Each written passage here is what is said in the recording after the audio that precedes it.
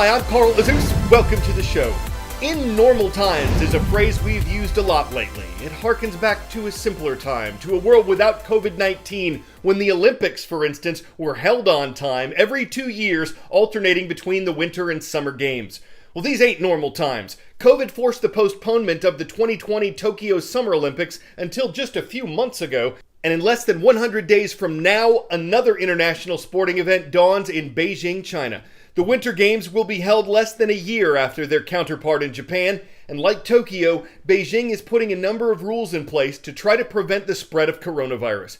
It's hard to say whether that worked in Japan. It did manage to successfully host the events, despite the concerns and some calls for the games to be postponed again. In the days before and following the Summer Olympics, Japan saw an increase in COVID cases driven by the highly contagious Delta variant. But they dropped off sharply after a peak in mid to late August, and medical experts just don't know for sure whether hosting the games had an impact on Japan's COVID cases. Now, with the spotlight turning to China, worries are welling up about its own recent increase in cases, despite the fact that an estimated 75% of its population has been fully vaccinated. China has reported 133 new infections in recent days. It's a relatively tiny amount compared to many other countries, but Chinese officials did postpone the Beijing Marathon that was supposed to be held Sunday, and they've increased testing and clamped down on travel. As it gears up for the start of the Winter Olympics on February 4th, China's readiness to prevent COVID is only one of the questions being asked about the communist country. 100 days until China hosts another Olympic Games. This one, like Tokyo, taking place in the midst of the pandemic. But unlike Japan, Chinese officials are preparing for rather extreme containment measures, creating bubble-like atmospheres. Olympic venues in and outside of Beijing will essentially be sealed off. Planners even dedicating specific lines of transportation between the three main competition sites. Only domestic spectators will be allowed, so you'll likely see stands full with mostly Chinese fans. As of now, organizers intend to keep those traveling into the country and those attending the events separated from the rest of us already here in China, so as to keep the virus from spreading during and after the games. This 100-day countdown coming amidst another COVID-19 outbreak here, once again linked to the Delta variant. Targeted lockdowns, travel restrictions, mass testing, strict contact tracing, all of that back in place as daily confirmed case counts are back in the double digits. It may not sound like a lot, but you got to remember, China is sticking with their zero COVID policy, no matter how disruptive it might be to everyday life here. And this outbreak once again calls into question the efficacy of Chinese vaccines, especially considering this recent cluster of cases was first detected among a group of people who had been fully vaccinated. The Games will also be plagued by growing geopolitical pressures, questioning China's human rights record, and it's cracking down on pro-democracy movements.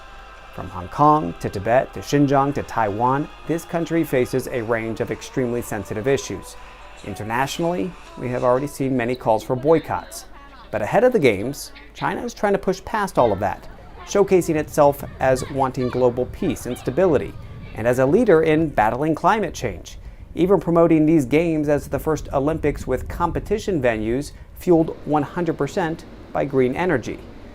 These 2022 Olympic Games will no doubt highlight China's ability to wow the world with pageantry and performance. They'll deliver on that. But can they change how the world views this rising superpower? David Culver, CNN, Shanghai. 10-second trivia. Which type of storm occurs most commonly between September and April? Hurricane, nor'easter, monsoon, or typhoon? Though they can form at any time, the most common time for nor'easters is during the colder months. And the first one of those of the season has soaked the U.S. Northeast with rain and left hundreds of thousands of homes and businesses in the dark. From Delaware to Maine and all the states in between, officials were reporting flooding, damage, or power outages from the storm.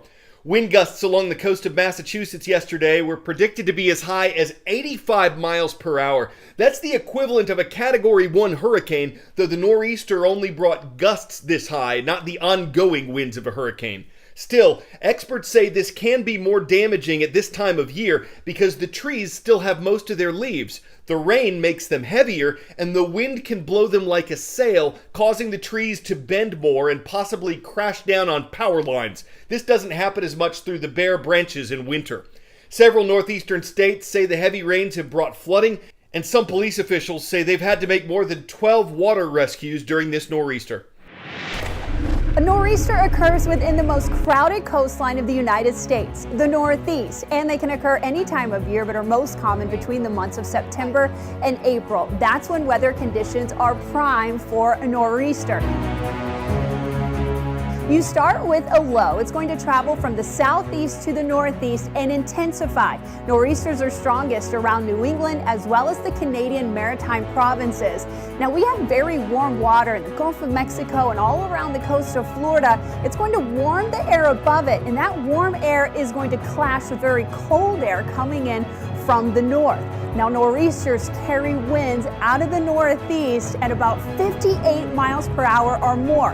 And keep in mind, the wind direction out of the northeast is what defines a nor'easter. It's also going to cause beach erosion as well as coastal flooding and very, very rough ocean conditions. Now, not all nor'easters have snow, but some of the most memorable ones have dumped lots of it.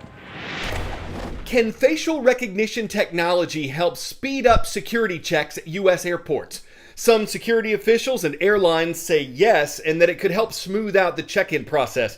But many privacy advocates don't like the idea of a computer recognizing your face serving as your key to get around.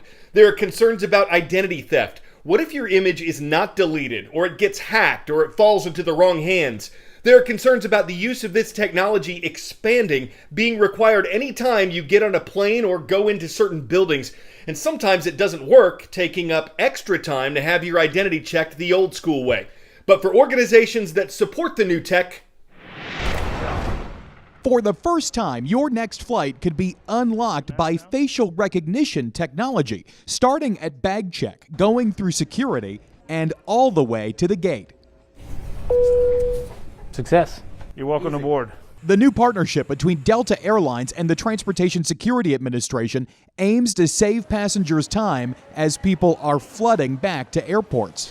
And really hopefully reduce stress and increase the speed at which people traverse to the airport. Delta's Ranjan Goswami showed me how the system works at bag check. He says what typically takes 2 minutes and 30 seconds is now down to 30 seconds. He says the process of verifying your identity at the TSA checkpoint is now down to only 6 seconds.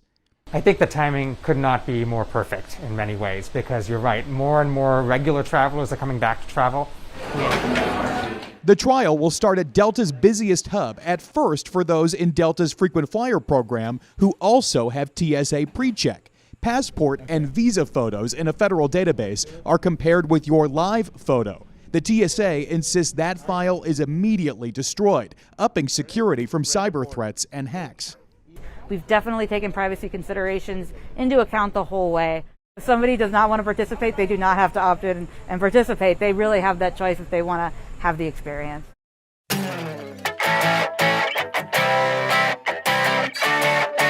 For 10 out of 10, you know that show Shark Tank? Well, this drone video shows real sharks lurking just beneath surfers and swimmers near San Diego, California. And we're not talking about those friendly nurse sharks or whale sharks. These are great whites. Experts believe they're juveniles, and in these pictures, they leave the humans alone. Shark attacks are reportedly rare in this area, though the people and animals get awfully close.